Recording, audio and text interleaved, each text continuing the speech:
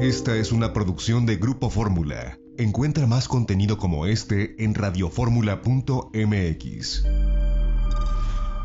Núñez.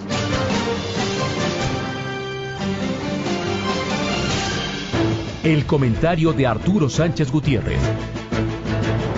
8:15 es el tiempo del centro del país. Arturo Sánchez Gutiérrez, ¿cómo te va? Qué gusto, muy buenos días.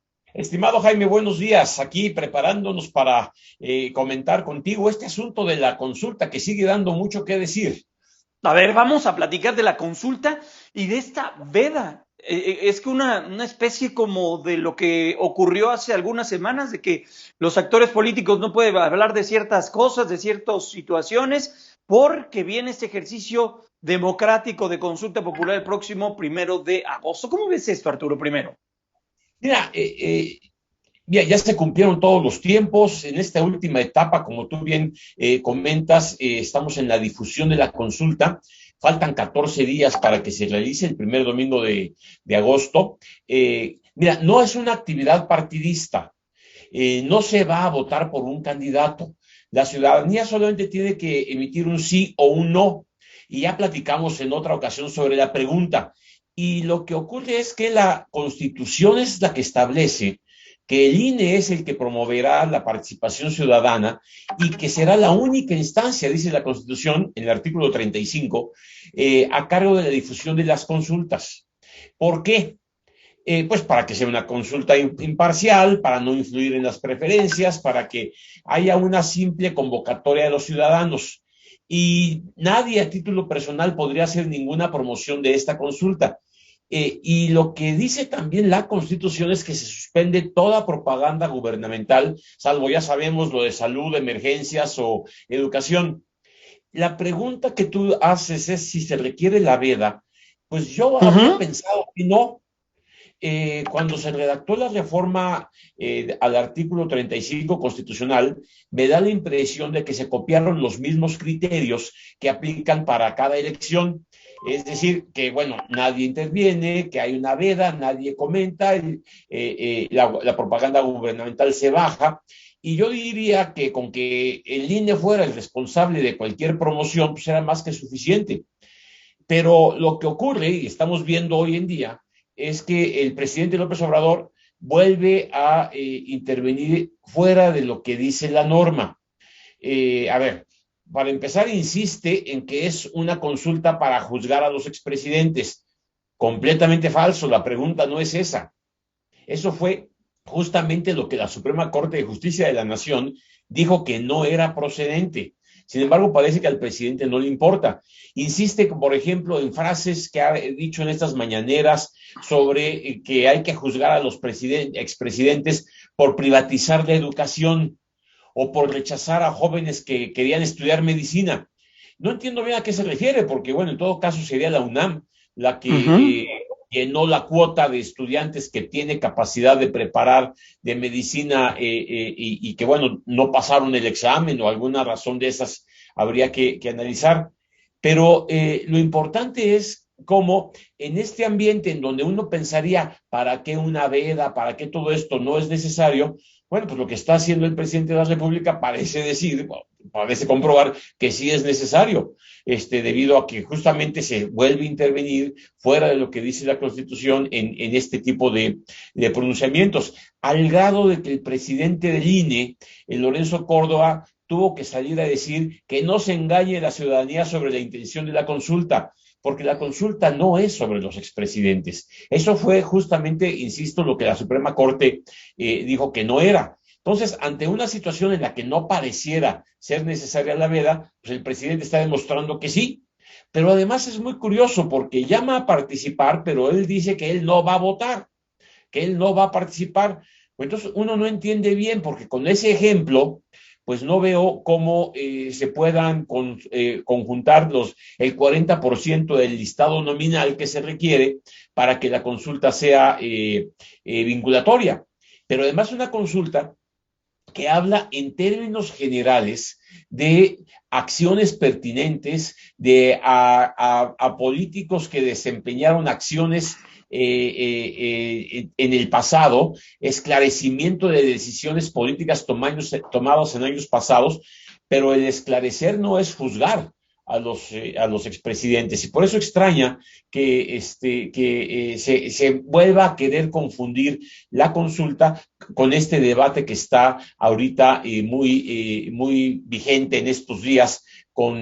Ayer mismo el presidente de la República dijo que era necesario que se juzgara a los expresidentes, etcétera, etcétera, etcétera. En Guerrero. Pues, a mí no, en Guerrero, en efecto. Por eso no me extraña que los legisladores hayan establecido la veda, cuando, bueno, en un ejercicio democrático de este tipo no pareciera ser necesario, pero bueno, pues al parecer sí lo es. El INE que quiere aclarar las cosas, pero evidentemente no tienen el foro de las mañaneras. Lo que sí sabemos es que va a haber 286,000 funcionarios de casilla, 9,500 o 600 instructores que se van a encargar de que la ciudadanía pueda votar el 1 de agosto.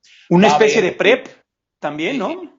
Pues sí, que va a haber dará resultados al final, ¿no? Exactamente, de lo que ocurre en las 57,124 casillas, o en este caso se llaman mesas receptoras del voto, y con un listado nominal de 93,5 millones de ciudadanos, para que la consulta fuera vinculatoria, se requeriría que de los 93,500 millones votaran aproximadamente el 40%, que es igual a 37,5 millones más o menos de mexicanos.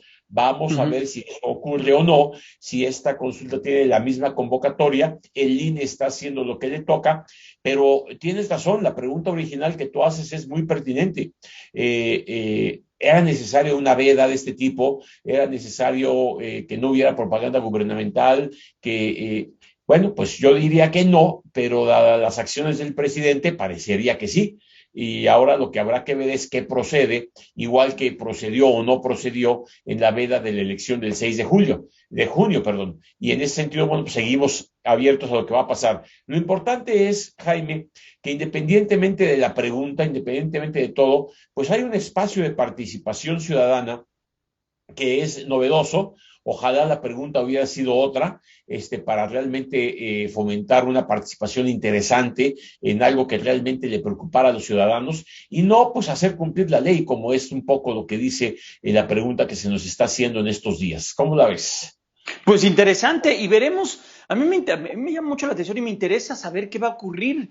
La gente acudirá, no acudirá a las mesas receptoras. Veremos también, porque también hay que decirlo en su justa dimensión, Arturo, amigos, este es el primer ejercicio con estas características. Es el primer ejercicio que puede tener vinculación dependiendo el resultado y el número de personas que vayan a votar, como tú bien lo comentas. 37,5 millones de personas tendrán que ir aproximadamente.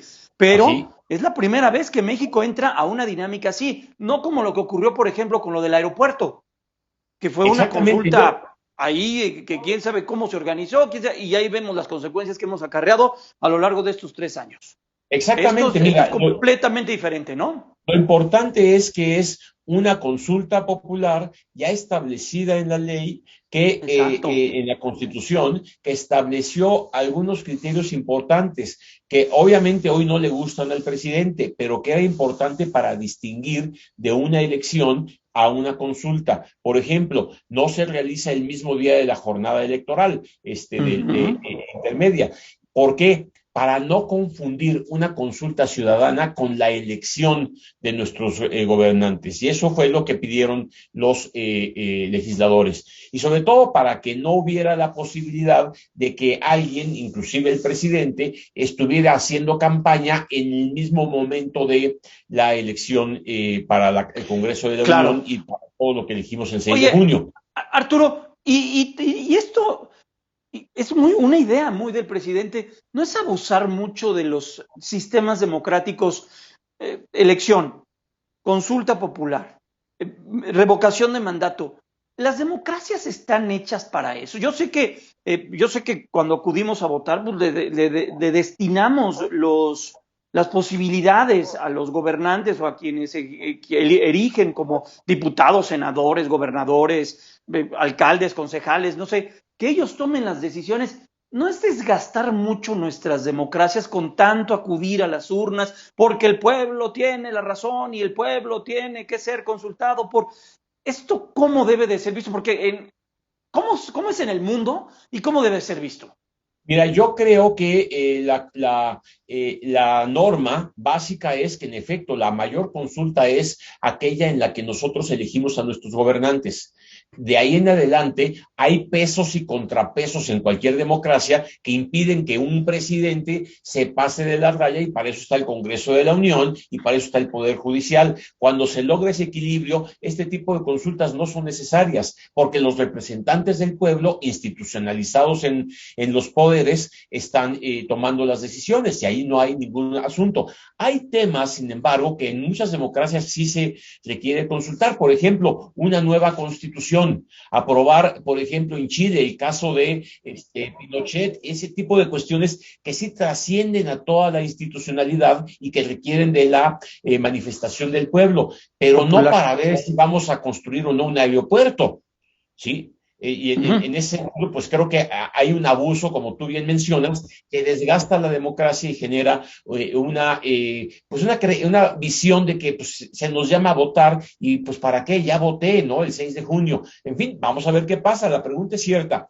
¿Votará el 40% de los llamados en esta consulta? Sí. Mira, si me preguntas lo dudo, pero bueno, ya veremos el próximo 1 de agosto. Ya estaremos platicando de ese tema. Arturo, te abrazo, te deseo un extraordinario fin de semana.